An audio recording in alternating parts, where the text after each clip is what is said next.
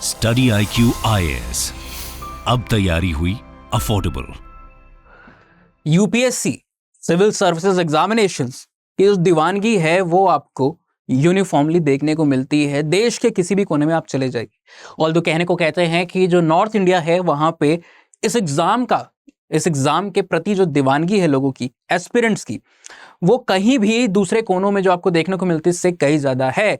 जो स्टेट्स आपके उत्तर प्रदेश, बिहार, मध्य प्रदेश के जो आपको दो हिंदू हार्टलैंड जिसको आप कह के बुलाते हो अक्सर डेमोग्राफिक सेंस में, वहां पे आपको इसके प्रति एक अलग से ही भाव देखने को मिल जाता है। नमस्कार, मैं उत्कर्ष सिंह। यहाँ पे आज नेशनल सिविल सर्विसेज डे के अवसर पे आपके लिए एक स्पेशल वीडियो लेके आया हूं। और सबसे पहले तो आप सबको जो इस वीडियो को देख रहे हैं, नेशनल सिविल सर्विसेज डे की बधाइयां आप एस्पिरेंट्स के लिए, और हम फैकल्टी जो कि यूपीएससी के डोमेन में आपके साथ जुड़े हुए हैं उसके लिए ये कोई एक त्योहार से बढ़ के नहीं है। और यहाँ पे बहुत सारी बातें होती रहती हैं यूपीएससी के अराउंड। आप देखते हो कि इतने सारे ग्रेजुएट्स, पोस्ट ग्रेजुएट जो सालों साल पास आउट होकर निकल रहे होते हैं, उसमें से एक अच्छा खासा प्रोपोर्शन, अगर ऑन एन एवरेज बात करते हो तो 10 से 12 लाख लोग आपको इस यूपीएससी की जंग में उतरते हुए देखने को मिल रहे होते हैं। तो आखिर ऐसी क्या वजह है, ऐसा क्या ऑफर कर रहा है यूपीएससी का एग्जामिनेशन या सिविल सर्विसेज का एग्जामिनेशन, जिसके लिए यहाँ पे सारे के सारे लोग जो कहते हैं ना, एक अनार 100 बीमार वाले कॉन्सेप्ट को फॉलो करते हुए यहाँ पे आ रहे हैं। तो अब हमको ये जानना बहुत जरूरी है कि यहाँ पे भेड़ चाल वाला कॉन्सेप्ट अप्लाई होता है या फिर एक अनार के ऊपर 100 बीमार वाला कॉन्सेप्ट ज्यादा एप्लीकेबल होगा। और इस वीडियो में हम वही करने वाले हैं। कई जगहों पे आपने कई सारे वीडियोस आज के स्पेशल ओकेजन पे देखे होंगे और multiple platforms and even on आप प्लेटफॉर्म, जहां पे आपको इस सिविल सर्विसेज एग्जामिनेशन के या इंडिया में जो सिविल सर्विसेज का पूरा इतिहास है वो बताया गया होगा, इसकी रेलेवेंस बताई गई है, और भी कई सारे आपको इंटरैक्टिव वीडियो देखने को मिलेंगे। पर हम यहाँ पे आज साइको एनालिटिकल वे में यूपीएससी के एग्जामिनेशन को, सिविल सर्विसेज को देखने आए हैं, एनालाइज करने आए हैं। तो हम जिस क्वेश्चन को प्राइमरली यहाँ पे एड्रेस कर रहे हैं वो है व्हाई सिविल सर्विसेज। जो हमने बात की, कितने सारे जो एनरोलमेंट आपको देखने को मिलते हैं यूनिवर्सिटीज में at the level of graduation या पोस्ट ग्रेजुएशन, उसमें से जो पास आउट हो रहे हैं या फिर जो even during the tenure of that particular degree, आपको देखने को मिलता है कि एक हैवी प्रोपोर्शन 10 से 12 लाख ऑन एवरेज स्टूडेंट जो है वो इस जंग में कूद रहे हैं। कभी कभी ये आंकड़ा 15 लाख की जो बैरियर है उसको भी क्रॉस कर देता है। और दिन पे दिन इसके प्रति जो दीवानगी है, अवेयरनेस है, दोनों बढ़ती ही जा रही है। तो यहां पे अगर हम जानना चाहें कि ऐसी क्या वजह है कि ये इंडियन सोसाइटी के, खासकर नॉर्थ इंडिया का जो बेल्ट है, वहां के डीएनए में आपको यूपीएससी का केमिकल्स शामिल होते हुए देखने को मिल रहा है। हम जब भी नॉर्थ इंडिया की स्पेसिफिकली बात करते हैं, और नॉर्थ इंडिया में स्पेसिफिकली क्यों कह रहे हैं, क्योंकि कई सारे स्टेट्स ऐसे, फॉर एग्जांपल आप गुजरात में जाते हो, महाराष्ट्र में जाते हो, वेस्टर्न इंडिया में कई सारे ऐसे जगह आपको देखने को मिलती है जहां पे कंपेयर टू, ऑल्दो वहां पे भी कई लोग आ रहे हैं, वहां से भी कई सारे एस्पिरेंट्स हमारे साथ जुड़े हुए हैं at our own study IQ platform. पर जो आपको एक नशा, जो आप कह सकते हो कि जो कंसंट्रेशन है, जो पॉपुलेशन का डेंसिटी है, जो पूरी तरीके से यूपीएससी के साथ जुड़ा हुआ है, यूपीएससी की हर एक न्यूज़ को कवर करता है, कोई भी चीज़ आ रही होती है उनके लाइफ का एक इंपॉर्टेंट पार्ट बन जाती है, तो वो स्पेसिफिकली आपको ये जो नॉर्दर्न बेल्ट ऑफ इंडिया है वो देखने को मिल रहा है। उसमें से भी जो 3 मेन राज्य आपको देखने को मिलते हैं, उत्तर प्रदेश, बिहार और मध्य प्रदेश का, ऑल्दो इसके साथ आप डिफरेंट पार्ट जो अदर हैं, राजस्थान के पार्ट को भी आप कवर करते हो, जो दिल्ली एनसीआर का रीजन है, या फिर आप ईस्टर्न इंडिया के कुछ स्टेट्स की बात करते हो, उसको भी जोड़ के आप देख सकते हो। तो ऐसा क्या, हमने यहाँ पे क्वेश्चन पूछा है कि ऐसा क्या है यूपीएससी के पास जो हर किसी को, समाज के हर एक वर्ग को एक नई दिशा के तरफ, यानी कि अपनी तरफ खींचा ले आता है। तो एंथ्रोपोलॉजी, जहां पे एक स्कूल के अंदर में साइको एनालिटिकली चीजों को, खासकर कल्चर और सोसाइटी के पैटर्न को जज कर रही होती है, तो उसी पैटर्न पे हम यहाँ पे बात करने वाले हैं। जो फर्स्ट पार्ट वीडियो का होने वाला है वहां पे हम इस क्वेश्चन को एड्रेस करेंगे एंथ्रोपोलॉजिकली कि क्यों सिविल सर्विसेज का एग्जामिनेशन लोगों के बीच इतना पॉपुलर है। हम यहाँ पे वो बेसिक वजहें भी समझेंगे जो कि outside the realm of academia, अगर आप बात करते हो कि क्यों किसी का जेन्युइन इंटरेस्ट है या फिर कुछ करने की एक चाह है through the examination, through the post provided through this examination, उसके सिवा क्या अंडरलाइंग फैक्टर्स है कि ये जो 12 लाख 15 लाख की पॉपुलेशन जो पास आउट स्टूडेंट्स हैं वो हर साल यहाँ पे एक कंसिस्टेंसी के साथ इस होड़ में शामिल हो रहे हैं। और दूसरा पार्ट जो हमारा की टाइटल ही है यहाँ पे, उसको हम एड्रेस करने वाले हैं कि क्यों सिविल सर्विसेज का जो एग्जामिनेशन है वो एंथ्रोपोलॉजी के बिना अधूरा है। किस तरीके से एंथ्रोपोलॉजी, नॉट इवन हम यहां पे वो डिस्कस नहीं करने वाले कि why anthropology is the best optional, पर एंथ्रोपोलॉजिकली ओरिएंटेड या एक्टिवेटेड माइंड किस तरीके से बेस्ट सूटेड है for a civil servant, not only during the preparation और as a subject for his optional, जो कि ऑफकोर्स एक बहुत बड़ा रोल प्ले करता है। 28% का आपको देखने को मिलता है कि कवरेज है मेंस की अगर आप बात करते हो 1750 नंबर में, और सक्सेस रेशियो एंथ्रोपोलॉजी जो है सक्सेस रेशियो या फिर सक्सेस रेट लेके चल रहा है कितने का, 10.5% का 2013 से 2019। तो वो सारे फैक्टर्स हमने मल्टीपल वीडियोस में डिस्कस किए हुए हैं, पर यहां पे हम बात करने वाले हैं कि as a mindset of anthropology कैसे एंथ्रोपोलॉजिस्ट बेस्ट सूटेड है इस पोस्ट के लिए, इस रोल के लिए एज अ सिविल सर्वेंट, और बात की जो उसकी लाइफ होती है उसमें उसका एंथ्रोपोलॉजिकली एक्टिवेटेड होना किस तरीके से उसको बहुत ज्यादा हेल्प कर रहा होता है in the course of administration, जो उसका मेन पर्पस है व्हेन ही गेट सेलेक्टेड। दूसरी चीज हम यहां पे एक और कवर करने वाले हैं सेकेंड पार्ट के अंदर में ही, कि किस तरीके से आपको देखने को मिल रहा है कि anthropology as a subject historically अगर हम कॉलोनियल समय में भी जाके देखते हैं तो किस तरीके से उसने हेल्प की कॉलोनियलिज्म को एक्सपैंड करने में। हम अक्सर कई सारे वीकनेसेस पढ़ते हैं जो इंडियन सोसाइटी में, इंडिया के सोशल फैब्रिक में हम डिस्कस करते हैं कि किस तरीके से उन वीकनेस ने एक स्पेस दिया, एक गैप की, एक लैक्यूने की तरह एक्ट किया जब यहां पे कॉलोनाइजेशन हो रहा था। पर एक चीज जो हम भूल जाते हैं वो है किस तरीके से यहां पे कॉलोनियल्स ने अपने स्कॉलरली सेगमेंट को यूज किया, जिसमें से एंथ्रोपोलॉजिस्ट से ज्यादा किसी का रोल आपको देखने को नहीं मिलता है, और वही रोल हम यहाँ पे डिस्कस करने वाले हैं इन द सेकेंड पार्ट। तो तुरंत टाइम ना वेस्ट करते हुए सबसे पहले यहाँ पे हम फर्स्ट पार्ट को डिस्कस करेंगे, but before discussing that first part, civil services day को हम यहाँ पे आपके साथ सेलिब्रेट कर रहे हैं, और इसीलिए हम सिविल सर्विसेज डे के अवसर पे आपके लिए एक स्पेशल ग्रैंड सेल लेके मौजूद हैं। जी हाँ, जो सिलेबस हम कवर करा रहे थे 400 घंटे में वो वही चीज होने वाली है, टेस्ट सीरीज भी वही सेम इंक्लूडेड है, सारे एफर्ट सेम है, बस क्या हुआ है प्राइजेस स्लैश्ड हो गए, प्राइजेस नीचे आ गए 14,999 पे, only when you use this particular code US live और अस लाइव। और ये कोड बहुत स्पेशल है, हम अक्सर कहते हैं क्यों, क्योंकि ये बनता है हमारे आपके इंटरेक्शन से, पढ़ाता हूं मैं और पढ़ते हो आप, हम दोनों को मिला के बनता है अस, so use this code as live to get enrolled in this optional batches of the most successful subject. सीधे आते हैं अपने हमारे टॉपिक पे कि सिविल सर्विसेज इंडियन सोसाइटी में किन रीजन के कारण इतना पॉपुलर है। एक तो एक सोशल पैराडाइम की तरह यहां पे आपको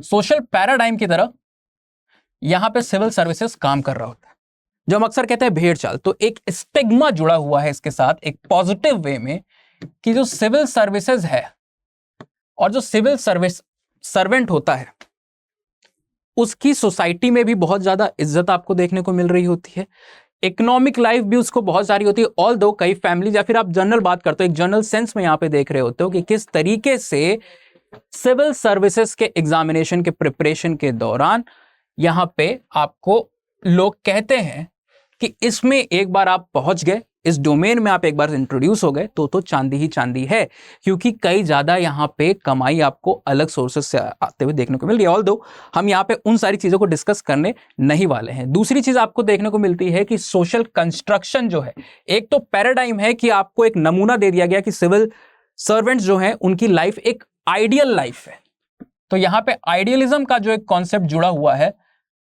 वो लोगों को अट्रैक्ट करता है कि सोशली भी सिग्निफिकेंट है, सब लोग कहते हैं वाह इनके घर में तो ये आईएएस है, कलेक्टर हो गया, ठीक है, इस तरीके के आपको terminologies phrasing common ground level पे देखने को मिल रहे होते हैं। दूसरी आप बात करते हो तो एक इकोनॉमिक सिक्योरिटी है, गवर्नमेंट जॉब इतनी सारी हैं, लेकिन कहते हैं ना कि बाकी सारी जॉबें हैं, पर सिविल सर्विसेज या फिर उसमें भी अगर आप बात करते हो तो आईएएस की जो पोस्ट है वो दी जॉब है। All the other job are called jobs, but civil services and specially IAS का जो रोल है उसको दी जॉब कहा जाता है, दी अल्टीमेट जॉब, ठीक है। सो अगर जॉब करनी है तो ऐसी जॉब करो कि जिससे एक आपका रुतबा हो, तो ये रुतबा जो है वो भी उस आइडियल कंसेप्ट के साथ जुड़ा होता है कि एक आइडियल रोल है, एक आइडियल जॉब है। जॉबें तो कई सारी हैं पर कोई भी जॉब इस तरीके की आपको देखने को नहीं मिल रही होती है। Next if we talk about social paradigm के अंदर ही अगर आप कहते हो कि आइडियल क्यों है, तो एक तो हमने पढ़ा कि आपने बात की कि आइडियलिज्म के कई सारे एस्पेक्ट उसके साथ जुड़े हुए हैं, ठीक है। इकोनॉमिक सिक्योरिटी या इकोनॉमिक सेफ्टी, गवर्नमेंट जॉब है, ठीक है, अच्छे खासे पैसे मिलने, बहुत सारी अलाउंसेस आपको देखने को मिलती, बहुत सारी सुविधाएं हैं, रियायतें हैं, वो भी आपको देखने को मिल रही थी। तो उस सेंस में भी आप मटेरियलिज्म के सेंस में भी आप इसको एक आइडल कंस्ट्रक्शन की तरह पे देख रहे होते हो सोसाइटी में। तीसरी बात होती है कि even if you are choosing और गोइंग टू द मैरिजेस, आप मैरिज की बात करते हो तो द आईएएस और the civil servants in general are the most preferred choice. तो अक्सर कहा जाता है ना कि हम कोई भी आप सुनते हो, मूवीज देखते हो, तो वहां पे होता है कि यार आईएएस पीसीएस हम शादी करेंगे। अगर आप मिर्जापुर का, एक बहुत आप में से कई सारे जो न्यू जनरेशन के लोग हैं उन्होंने मिर्जापुर का एक शो पूरा का पूरा देखा होगा, और वहां पे आप देखते हो कि कहता है क्या यार इन सब चीजों में क्यों पड़े हो, कहीं जाके आइए वाइए बनो, आईएएस कॉल दो, वहां पे आइए बोला जाता है कि आइए वाइए बनो और देश की कुछ जाके सेवा करो। तो इस तरह की चीजें आपको देखने को मिल रही होती हैं, क्योंकि एक आइडल टाइप है, हर एक दिमाग में, हर एक इंसान के दिमाग में इस तरीके से इसकी इंजीनियरिंग हुई है कि एक आइडल कंस्ट्रक्शन है। दूसरा, आपने सोशल पैराडाइम तो पढ़ लिया, ठीक है। यहां पे आप जब देख रहे हो कि कंस्ट्रक्शन के लेवल पर एक आइडियली कंस्ट्रक्टेड एलिमेंट के तौर पे आपके दिमाग में हमेशा से इंडियन सोसाइटी में रहता आया है। तो कई सारी चीजें जो हैं इसको मिला के आपको सिविल सर्विसेज का पद एक तरीके से ल्यूक्रेटिव ऑफर बना रही होती है। इंडिविजुअली, ये तो सोसाइटी की दोनों बातें हो गई। इंडिविजुअल के लेवल पे आप बात करते हो तो इंडिविजुअल की वो कौन सी महत्वाकांक्षाएं हैं, वो कौन सी एक्सपेक्टेशंस हैं जो कई बार अनरियलिस्टिक भी हो जाती हैं, कि इंडिविजुअल क्यों चुन रहा है इस एग्जामिनेशन को। तो अगर एट इंडिविजुअल लेवल आप बात करते हो तो एवरीबडी वहां पे, अगर आप सोसाइटी में जाओगे तो वो जो कई सारे आप रील्स देखते हो, वीडियोस देखते हो कि कोई आइए है कि उसने नीली बत्ती से उतरता है, गाड़ी पे एम्बेसडर है, और उसके बाद दरवाजा खोलने के लिए 4 लोग आ रहे हैं, वहां पे रेड कारपेट बिछी हुई है, इस तरीके से कोई फ्लावर पकड़ा रहा है, कोई झुक रहा है, कोई सल्यूट कर रहा है। तो all those things, the treatment, how the person is publicly treated. तो कई सारे लोग, अगर आप एंथ्रोपोलॉजी की बात करते हो तो लोगों के बिहेवियर में होता है एक सिग्निफिकेंस को अचीव करना। जो भी नॉर्मल इंसान होता है सोसाइटी में, एक कोर्स ऑफ लाइफ में, हर किसी को चाहिए होता है कि दे आर स्पेशली ट्रीटेड। किसी को भी आप सरप्राइजेस देते हो तो सबको पसंद आते हैं, क्यों? क्योंकि special treatment is something very common to human behaviour. आप किसी को भी देते हो तो उसको अच्छा लगता है। और यहां पे जब आप स्ट्रक्चरल बेसिस पे, ठीक है, at the level of job, कोई यहाँ पे बर्थडे की बात नहीं हो रही है, यहाँ पे कोई स्पेशल डे की या एक दिन या कुछ दिन की बात नहीं हो रही। अगर आप रेगुलर बेसिस पे सोसाइटी उस तरीके का ट्रीटमेंट दे रही है तो it is a very lucrative offer for that individual to be the part, ठीक है। तो इंडिविजुअल लेवल पे एक बहुत बड़ी एस्पिरेशन होती है, और इसको हम लोग जब एनालाइज करते हैं इस ट्रेंड को तो इसको हम सूडो एस्पिरेशंस कहते हैं, कि ये वो रियल वजह नहीं है जिसकी वजह से आपको सिविल सर्विसेज के अंदर में आना है, ठीक है। एक ग्लैमर भी इसके साथ एसोसिएटेड होता है। आप देखते हो कई सारे सेलेब्स जो होते हैं, सेलिब्रिटीज जो होते हैं, आईएएस ऑफिसर यूजुअली उनके साथ जाते हैं, मिलते हैं, उठते हैं। तो एक वो ग्लैमर वाली जो लाइफ होती है वो भी कई बार अलग अलग इवेंट्स में जा रहे हैं, अलग अलग जगहों पे जा रहे हैं, तो ग्लैमर वाली कॉन्सेप्ट भी यहाँ पे आ जाता है। तो एक तो है, लोग समझते हैं कि उनको ट्रीटमेंट अच्छा मिलेगा, उनको इज्जत मिलेगी, और एक तरीके से ग्लैमराइज्ड लाइफस्टाइल उनको जीने का मिलेगा। फिर जो बंगलोज, बड़े बड़े बंगलोज, सर्वेंट्स वहाँ पे ऑफर हो रहे हैं, जो हाउस हेल्प उनको मिल रही है, इस तरह की कई सारी चीजें हैं, ये एलिमेंट वहाँ पे हेल्प कर रहे होते हैं। तो ये एक तरीके से क्यूमुलेटिव वे में ये सारी चीजें, जिसको हम क्या कह रहे हैं यहाँ पे, these are pseudo aspirations, something that you should not be very particular about. अगर आप चुन रहे हो इन वजहों से तो आप एक गलत वजह से चुन रहे हो। If you are someone who is generally and genuinely interested in the job of an administrator, क्योंकि ये सारी बाहर से सुहानी लगने वाली चीजें होती हैं, अंदर से एक सिविल सर्वेंट की लाइफ भी उतनी ही स्ट्रेसफुल हो सकती है। अगर आपको जानना है, अगर आपको जनरली पता करना है कि आप किस वजह से इस एग्जामिनेशन में बैठ रहे हो, और आप इस तरीके के रीजंस, ये मैंने 2-3 बताए हैं क्योंकि हमको शॉर्ट एंड स्वीट वे में इस वीडियो को रखना है। दूसरा पार्ट भी हमको यहाँ पे डिस्कस करना है कि एंथ्रोपोलॉजी क्यों जरूरी है एक सिविल सर्वेंट के लिए, इसलिए हम बहुत सारी वजहों को यहाँ पे एन्यूमरेट नहीं कर रहे हैं। पर अगर ऐसी ही वजह जो है, आपको जो ऊपरी वजहें होती हैं, जो ग्लैमरस वजहें होती हैं एक सिविल सर्वेंट बनने की, वो अगर आपको अट्रैक्ट कर रही है तो आप गलत ट्रैक पे हो, क्योंकि वो सारी चीजें externally visible aspect of civil services है, but the real aspect and the real need of being a civil servant is if you are particularly and genuinely interested in administration, smooth functioning. वहां पे आपको कई सारी चीजें करनी होंगी, lot of pressure is going to come your way, बहुत सारे टेंशंस हैं, कई सारी responsibilities and you are answerable both the ways. You are answerable to the government also, you are answerable to the public. Of course public भी आपके द्वारा, आप बात करते हो अकाउंटेबिलिटी की, तो अब जमाना बदलता जा रहा है, people are getting more and more enabled, तो वो समय अब जा चुका है। अब गवर्नमेंट की तरफ से भी और दूसरी तरफ से भी आपको दोनों तरफ से आंसरेबल होना पड़ता है। तो इस अवेयरनेस के साथ ये जो चीज आपकी है वो धीमे धीमे डाउन होती जाएगी। और अगर यही सारी चीजें चाहिए तो इन सबके स्कोप तो कई जगहों पे हैं। You should not waste some honest candidate seat if you are really particular that आपको यही सब चाहिए। तो सूडो एस्पिरेशंस को अपने दिमाग से हटा के if you are really someone who is interested in this particular job profile और it's IAS as a post, तो ही आपको ये जॉब बेस्ट सूट कर रही है। और यही हम यहाँ पे why civil services is so important Indian society देख रहे होते हैं कि जो ऊपरी वजहें हैं वो इंसान को मोस्टली कैंडिडेट्स को 75% तक अट्रैक्ट कर रही होती हैं, पर जो रियल रीजन है, जो रियल एक्सपेक्टेशंस है गवर्नमेंट का या फिर एडमिनिस्ट्रेटिव लेवल पे जो आपको जिस तरीके से बिहेव करना है, आपको जो रोल जो चीज वहां पे अदा करनी है, वो आपको देखने को मिल रही होती है कि बहुत कम है। रिसेंटली आपने न्यूज में सुना होगा कि IAS ऑफिसर जो थे, उन्हें एक्टिंग का भी बहुत शौक है, कई जगहों पे वो काम करते हैं, उनको यूपी गवर्नमेंट ने अभी सस्पेंड कर दिया। Why these things are happening? Because आपके एस्पिरेशन जो है इन टून नहीं है। कई बार आपको देखने को मिलता है कि मेडिकल सीट में वो JEE भी क्लियर करके उसने वहां पे एक सीट ले ली, एम्स का एग्जामिनेशन या नीट क्लियर करके मेडिकल सीट ली, और फाइनली वो दोनों चीज को छोड़ के फिर फाइनली इधर आ रहा होता है। यहाँ पे भी सेलेक्ट हो सकता है वो किसी और दूसरी चीज उसकी तरफ खिंच जाए। तो ये आप जब डिसाइड नहीं कर पाते हो तो आपके लिए बहुत प्रॉब्लमेटिक चीज हो जाती है, और बाकियों के लिए भी जिनकी आप सीट या फिर जिस ऑनेस्ट कैंडिडेट का आप क्रेडेंशियल वहां पे एक तरीके से डैमेज करने वाले हो, उसकी जो अपॉर्चुनिटी है उसको डैमेज करने वाले हो, वो भी वहां पे बहुत बड़ा मेन फैक्टर हो जाता है। Not wasting any more time, सीधे हम यहाँ पे पहुंचते हैं। कोई भी मटेरियल आपको चाहिए हो हमारे कोर्स से रिलेटेड या फिर अदरवाइज, तो टेलीग्राम का हमारे स्पेस एंथ्रोपोलॉजी डिकोडेड, यहाँ पे आपको सारे मटेरियल मिल जाने वाले हैं। और आप कोड जो है ये हमारे यूनिफॉर्म कोड है US Live US Live, इसको यूज कर सकते हैं any course of study IQ। Coming to how anthropology is most important, तो ये पहले हम हिस्टोरिकली देखते हैं कि किस तरीके से अंग्रेजों ने एक्सप्लॉयटेटिव टूल की तरह या फिर एक इंजीनियरिंग के टूल की तरह यूज किया एंथ्रोपोलॉजिस्ट को। जब वो यहाँ पे आए तो एडमिनिस्ट्रेशन स्मूथ नहीं चल रहा था। क्यों? क्योंकि हम बात करते हैं कि इंडिया की डाइवर्सिटी इतना ज्यादा है कि इंडिया की सोसाइटी को समझ पाना बहुत मुश्किल है, और खासकर कोई बाहर से, अंदर वाले हम लोग अक्सर अपने काउंटर पार्ट्स को हम देखते हैं, कई सारे हमारे कल्चरल कॉन्फ्लिक्ट हो जाते हैं, रिलीजियस कॉन्फ्लिक्ट हो जाते हैं, दंगे फसाद हो रहे हैं, ट्राइबल्स के साथ हमारे इश्यूज हो जाते हैं। कई बार नॉर्थ ईस्ट के स्टेट्स के जो लोग हैं उनको सही से ट्रीट नहीं करते हैं। आप दिल्ली की न्यूज़ सुनते हो, कभी दूसरे स्टेट्स की न्यूज़ सुनते हो, तो हमारे आपस में इतने मतभेद हो जाते हैं due to lack of understanding. तो आप सोचिए कोई बाहर का इंसान होगा, उसके लिए कितनी मुश्किलें होंगी, और वो इस मुश्किलों को, इस फ्रिक्शन को फेस कर रहे थे। कई जगहों पे आपको छोटे लेवल पे, रीजनल लेवल पे, लेवल ऑफ कम्युनिटी या फिर ट्राइबल लेवल पे आपको इस तरीके के वहां पे कॉन्फ्लिक्ट देखने को मिल रहे थे, और इससे वो बचना चाह रहे थे क्योंकि उनका एफर्ट था कि ट्रेड को हम बूस्ट करें, अपने किस तरीके से रिवेन्यू को हम अपने बूस्ट कर सकते हैं, ना कि किस तरीके से हमको अपना पूरा effort control and coordination of the people and individuals में या फिर सोसाइटी में लगाना है। तो ये चीज आपको देखने को मिलती है कि डाइवर्सिटी किस तरीके से जो हमारी खूबसूरती का एक पार्ट है वो उनके लिए एक हेडेक बन गई होती है। उन्हें समझ में नहीं आ रहा था एक्स रूल अगर गुजरात में अप्लाई कर रहा है तो तमिलनाडु में क्यों नहीं वो रूल सेम कर रहा है वहां पे, या फिर वो ट्राइबल में क्यों रूल बदल जा रहे हैं, ये डायनेमिक्स इतने चेंज क्यों हो रहे हैं। इसी को जानने के लिए, क्योंकि आपको किसी को एडमिनिस्टर करना है, किसी को आपको रूल करना है, किसी को कंट्रोल करना है, तो उसके बारे में, उसकी सोसाइटी, उसके कल्चर, उसके नॉर्म्स, उसके वैल्यूज, इन सबको जानना बहुत जरूरी होता है।